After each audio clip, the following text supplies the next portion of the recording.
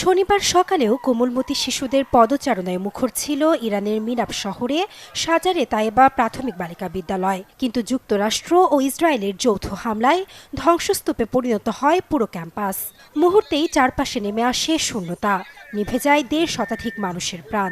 এখনও ইট পাথরের স্তূপে আটকা অনেক শিশু।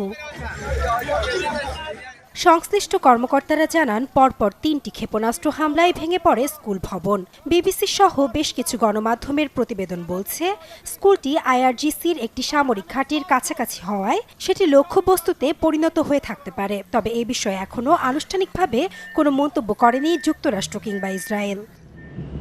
নতুন বাংলাদেশ গড়তে এলো জুলফিকার স্টিল। জুলফিকার স্টিল, ইস্পাত দৃঢ় অঙ্গীকার।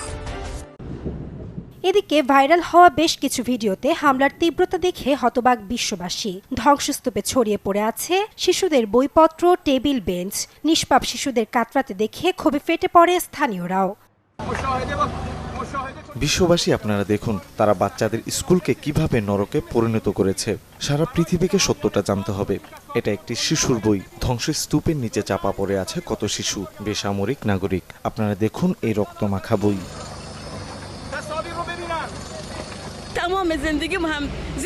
এই ধ্বংসক্ষেত্রে আমার ৫ ভাগ্নি আটকা পড়েছে।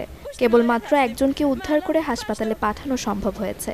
আমরা এখনও ইরানি ইসলামী প্রজাতন্ত্রের পাশে আছি। এদিকে এই হামলাকে বর্বর ও অমানবিক আখ্যা দিয়ে তীব্র নিন্দা জানিয়েছেন ইরানের প্রেসিডেন্ট মাসুদ পেজেশকিয়ান।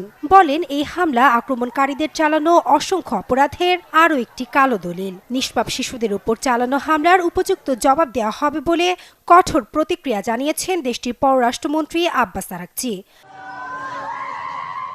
এদিকে ইরানি আরেকটি গণমাধ্যম মেহেরের তথ্য বলছে, তেহরানের পূর্বে চালানো ইসরায়েলি হামলায় আরও একটি স্কুলে 2 শিক্ষার্থীর প্রাণ ঝরেছে। নাসরিন আক্তার, চ্যানেল 24।